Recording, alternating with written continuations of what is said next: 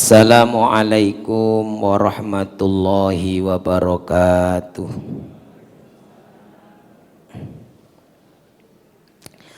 Bismillahirrahmanirrahim.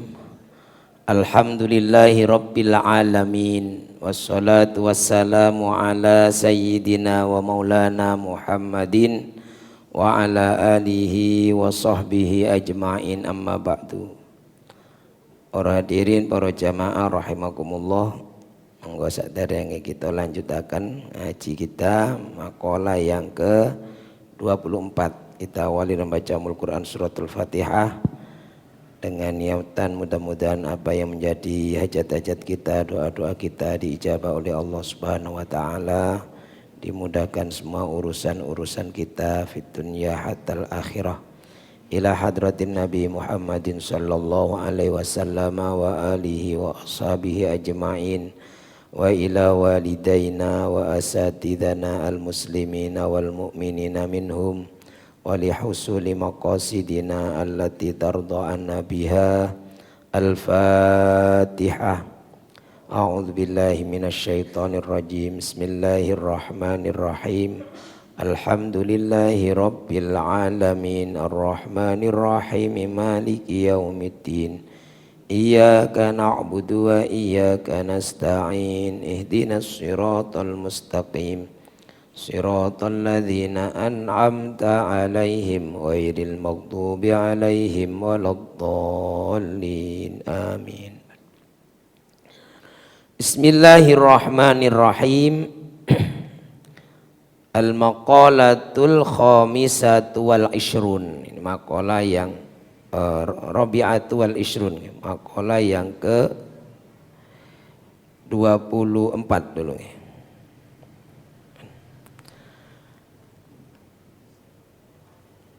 An Muhammad bin Ahmad rahimahullah, dari Muhammad bin Ahmad rahimahullah, semoga Allah merahmati beliau.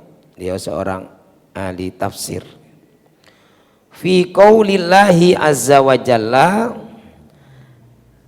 ketika beliau menafsirkan firman Allah Subhanahu wa taala. Beliau ketika menafsiri ayat ini, wa sayyidaw wa hasura wa nabiyyam minas sholihin.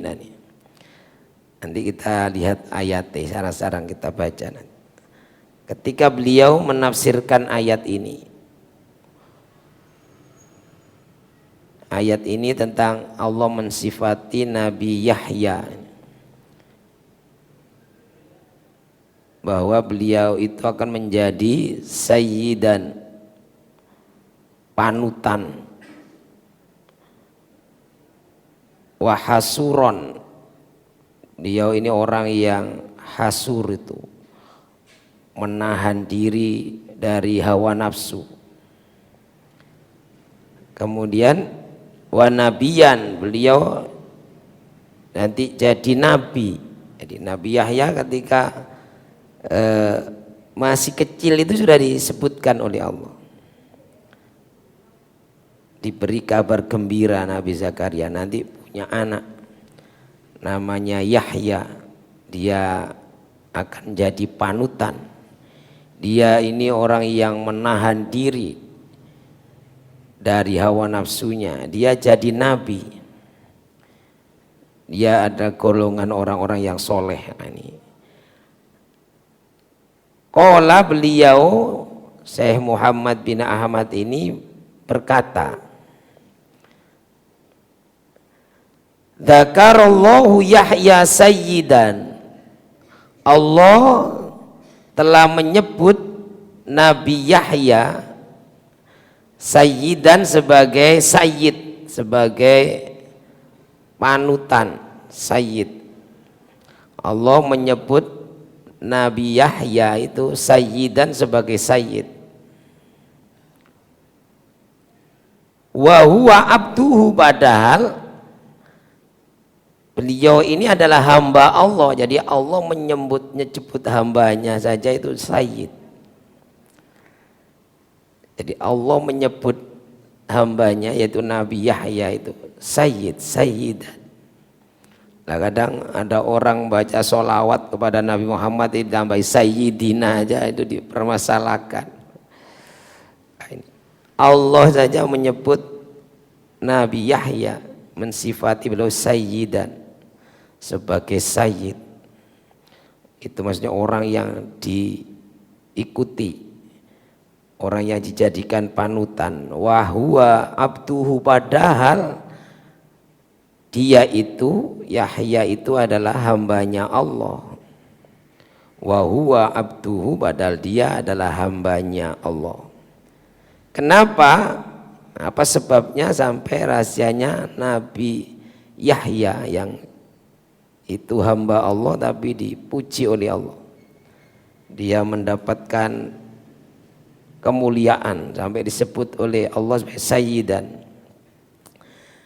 Karena li'annahu kana ghaliban ala arba'ati asya'a. Li'annahu, karena sesungguhnya beliau itu kana ghaliban.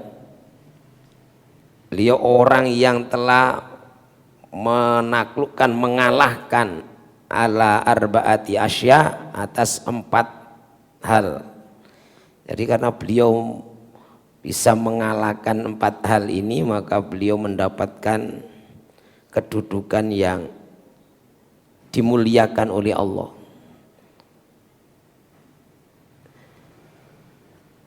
Sehingga disebut oleh Allah sebagai sayyidan itu. Jadi sayyidnya junjungan kita. Kalau kita baca Allahumma sholli ala sayyidina Muhammad, itu artinya ya Allah berikan rahmatmu kepada junjungan kami Nabi Muhammad. Nah itu ya kalau kepada hamba, kepada tuannya atau Tuhannya, orang yang rendah seperti manusia biasa kepada nabinya itu biasa, tapi ini dari Allah. Allah yang menyebut Nabi Yahya itu sebagai sayyid, itu sebagai penghargaan, penghormatan. Karena beliau ini orang yang bisa mengalahkan 4 hal ini. Apa itu? Yang pertama adalah alal hawa, ay ghaliban alal hawa. Beliau adalah orang yang mampu mengalahkan hawa nafsu. Jadi dipuji oleh Allah karena beliau ini orang yang mampu menahan hawa nafsunya. Nah kalau kita kan sering bernafsu ya dia. Wa ala iblis. Waduh ini. Dan beliau orang yang berhasil mengalahkan iblis, setan. Nah kalau kita ini kan sering berteman dengan setan, ya kan sering seret-seret setan. Makanya sering kali kalau kita ini ngamuk-ngamuk orang tuh kesetanan. Nah, orang yang melakukan kemaksiatan kan karena mengikuti hawa nafsu atau ya memang keseret setan tadi. Wa alal lisani, nah ini. Dan beliau yang ketiga itu karena bisa menjaga lisannya. Jadi beliau orang yang begitu menjaga lisannya dari hal-hal yang tidak diridhoi Allah. Dari hal-hal yang ngomong yang jelek, ngomong yang tidak mendatangkan ridhonya Allah. Nah kalau lisan kita ini kan ya campur-campur ya, kadang zikir kepada Allah, kadang mungkin miso-miso, kadang rasan-rasan. Jadi lisan kita ini komplit ya, lisan kita ini.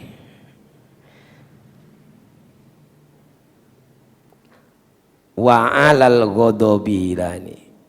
Napa ghadab? Dan bisa mengendalikan amarah. Jadi beliau ini dapat gelar sayyid dari Allah langsung itu karena 4 hal ini. Beliau bisa mengalahkan hawa nafsu, bisa mengalahkan iblis, bahkan ya pimpinan setan. Setan yang paling berat pun beliau bisa kalahkan. Kemudian menjaga lisannya dan menahan amarah. Nah ini. Jadi ini lisan ini sesuatu yang harus dijaga. karena bisa bahaya. Bahkan gara-gara lisan yang kecil, mulut yang kecil ini bisa menghancurkan dunia misalnya. Itu kalau lisannya ini lisannya pemimpin dunia kan sama. Sering saya sampaikan itu. Kalau yang ngomong presiden misalnya serang lah, perang gara-gara lisan. Kalau dia pimpinan jenderal, habisi deh, sudah dihabisi deh, gara-gara lisan. Wa alal ghadab. Nah ini gandengannya. Ghadab itu amarah. Nah, ini. Maka orang kalau sudah marah dan tidak bisa mengendalikan, sudah kehilangan separuh dari akalnya. Maka kalau kita berlatih, kita harus berlatih ini mengendalikan 4 ini agar nanti diposisikan oleh Allah seperti Allah memuji Nabi Yahya, yaitu mengalahkan hawa nafsu, mengalahkan iblis atau setan, kemudian menjaga lisan dan menjaga amarah, menahan amarah. Kita baca ayatnya, ini ayat asli ini ayat surat Ali Imran ayat 39 ini. Sarang-sarang kita wawas ayatnya. Jadi ketika beliau membaca menafsiri ayat ini wa sayyida wa hasura wa nabiyyam minas salihin. Sarang-sarang kula wawas di madukatan ditirakan. Bismillahirrahmanirrahim.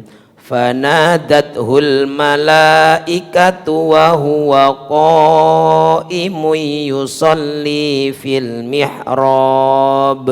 Enggak sarang.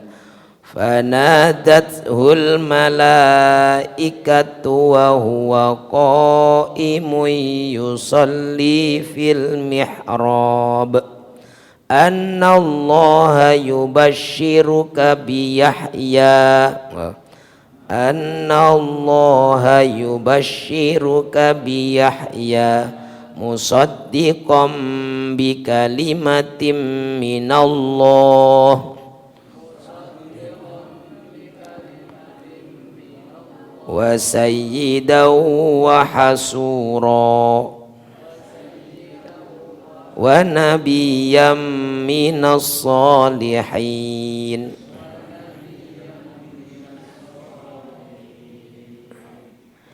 Jadi ketika Nabi Zakaria itu berdoa di mihrab, beliau beri kabar gembira oleh malaikat Jibril, disuruh Allah, perintah Allah, Zakaria, memanggil Nabi Zakaria ketika berdoa di mihrab. Mihrab itu ya tempat sholatnya, kayak pengimamannya itu. Sesungguhnya Allah memberi kabar gembira kepadamu. Jadi dia diperintah ngabari. Jadi itu termasuk kemudian menjadi hal yang disunahkan. Kalau ada berita gembira itu sampaikan dulu.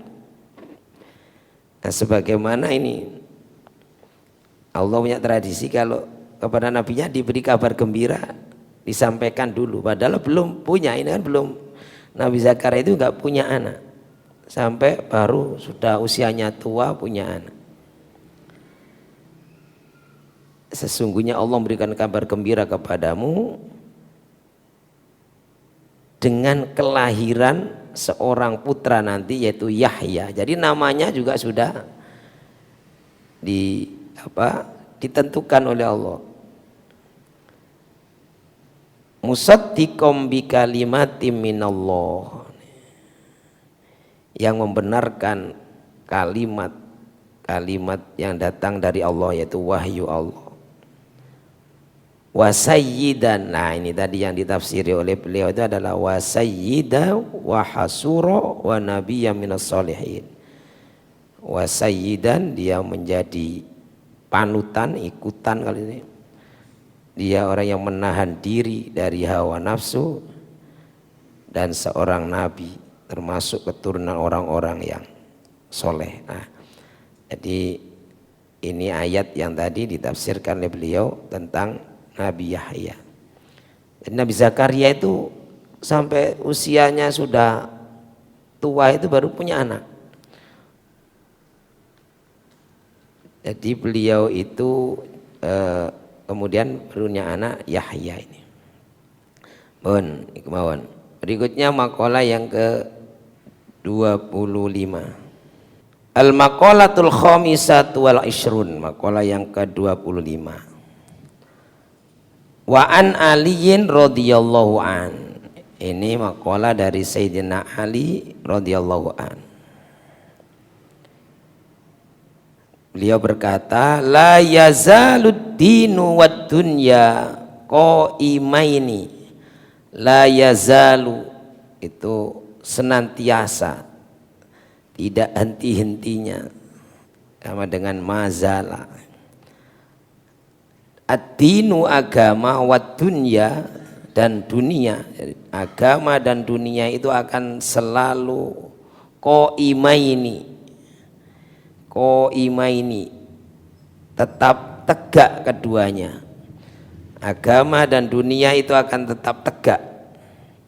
Madamat arba'atu asya, selama ada 4 perkara ini, 4 hal. Dunia, agama dan dunia akan selalu tegak selama ada 4 golongan ini. Yang pertama yaitu madamal aghniya'u, selama ada orang-orang kaya, selama orang-orang yang kaya itu la yabkhuluna bima khulu, mereka tidak bakhil dengan apa yang dia memiliki, kekayaan yang dia miliki. Selama orang-orang yang kaya itu dermawan, tidak bakhil, ya maka agama dan dunia ini akan terus berjalan. Karena agama ya perlu dukungan orang-orang kaya. Bangun masjid ini ya perlu dukungan orang-orang yang punya kelebihan finansial, bisa bantu. Kalau pelit semua ya gak jadi masjid ini. Kalau yang kaya itu artinya orang yang sudah terpenuhi kebutuhannya, bahkan ada lebih dari apa yang dibutuhkan. Kalau ada fakir, ada miskin. Kalau miskin itu orang yang punya penghasilan tetap rutin, maksudnya tetap itu rutin, tapi belum mencukupi. Jadi mungkin ya separuh lebih sedikit. Kebutuhannya sehari 50.000, dia dapatnya hanya mungkin 30.000, itu kategori miskin. Jadi tidak terpenuhi. Ya sudah ada setiap hari ada. Lah kalau fakir itu nggak jelas. Setiap hari nggak tahu nasibnya bagaimana. Dia dapat makan dari mana, itu fakir. Kadang ada, kadang tidak, itu fakir. Nah, orang-orang yang memiliki kelebihan ini selama tidak bakhil, la yabkhuluna madama al-aghniya'u la yabkhuluna, selama orang-orang yang kaya ini tidak bakhil, tidak kikir dengan yang harta yang mereka miliki, maka agama dan dunia ini akan tetap langgeng, akan tegak. Yang kedua, wa madamal ulama'u, yang kedua yaitu selama para ulamanya, al ulama'u, orang-orang yang alim, orang-orang yang berpengetahuan, berpendidikan, ya'maluna bima amilu, bima alimu, mereka mengamalkan, menjalankan apa yang telah dia ketahui itu, menjalankan ilmunya.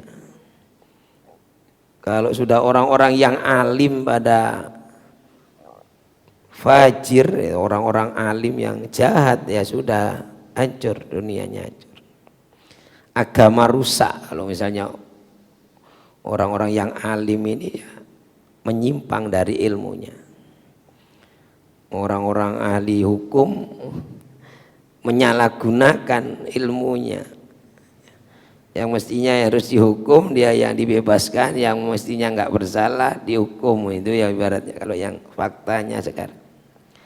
Nah kalau demikian ulama juga, orang-orang yang alim dalam agama ini kok menyimpang dari ilmunya, ya sudah, alamat agama ini dan dunia berarti kebalikannya, tidak qaimah ini, runtuh.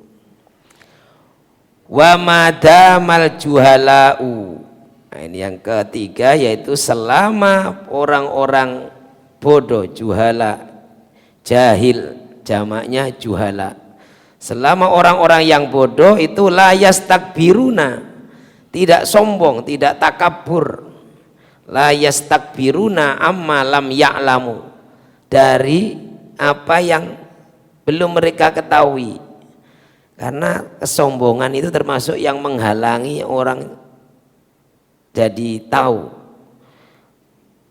Jadi termasuk penghalang dapatnya ilmu itu adalah kesombongan. Jadi kalau selama orang-orang bodoh itu orang-orang yang tidak tahu, tidak berpengetahuan, itu ada kesombongan, tidak memiliki sifat takabur, nah ini masih aman. Karena ada orang itu macamnya tiga, ada orang yang alim, wa huwa ya'lamu bi ilmihi, dia alim dan dia mengetahui bahwa dia itu orang yang alim, maka harus ya melakukan atau sesuai, bertindak sesuai ilmunya. Ini yang selamat. Kemudian ada orang yang alim wala ya'lamu annahu alimun, tapi dia nggak menyadari bahwa dia orang yang alim. Dia tahu tapi sering melanggar atau menyimpang dari pengetahuannya. Dia penegak hukum tapi menyimpang dari kaidah-kaidah penegakan hukum misalnya, ya itu. Kalau ada istilah dulu, pinter maca kitab tapi perilakunya natap-natap. Itu ini yang celaka juga. Kemudian ada yang jahilun, orang yang bodoh. Dan dia orang yang menyadari wa ya'lamu annahu jahilun. Dia tahu kalau dia bodoh, sehingga kalau diajari mau, kemudian mau belajar, ini baik. Jadi orang bodoh yang baik itu yang menyadari, kemudian dia mau belajar, mau diajar. Lah yang rusak lagi ini yang ini, orang yang bodoh, rajulun jahilun wala ya'lamu annahu jahilun. Dia tidak tahu kalau dia itu bodoh, jadi merasa pinter. Nah, ini rusak juga. Angel kadang wis gak iso, tidak mau belajar, nggak tahu kalau dia ini bodoh. Nah ini. Jadi yang dua tadi itu baik, pinter, konsisten dengan keilmuannya. Yang kedua bodoh tapi dia menyadari kebodohannya dan mau maju untuk belajar. Nah yang rusak yang dua, alim tapi perilakunya menyimpang, atau yang kedua bodoh tapi tidak menyadari kebodohannya, sombong lain tadi. Jadi termasuk tegaknya dunia agama dan dunia itu kalau selama orang-orang yang bodoh ini enggak takabur, masih mau belajar. Kalau sudah yang bodoh ini keminter semua, ya ini sudah hancurnya ad-dini wad dunya. Kemudian yang keempat ini, wa madamal fuqara'u la yabi'una akhiratahum bidunyahum. Jadi selama orang-orang fakir, madamal fuqara, selama orang-orang yang fakir, orang-orang yang miskin itu la yabi'una akhiratahum, mereka tidak menukar, tidak menjual akhirat mereka, ya agamanya tadi, bidunyahum, ditukar dengan dunia. Jadi memang potensi orang yang fakir, orang miskin itu punya potensi. Kemudian ada yang memberikan penukaran, tawaran, kamu tetap iman, tetap Islam atau ikut kami, dengan diberikan segala fasilitas duniawi. Nah itu ya potensi. Maka ada dalam makalah itu, kadal fakru ayyakuna kufra, bahwa kefakiran itu sangat dekat dengan kekufuran, kekafiran. Dan itu banyak kasus. Jadi ada program-program, kalau dulu ada program kristenisasi yang marak itu ya di daerah-daerah yang minus, kalau kemiskinannya itu kemudian terjadi pemurtadan secara massal, itu ada. Nah ini demikian, mudah-mudahan ada guna dan manfaatnya.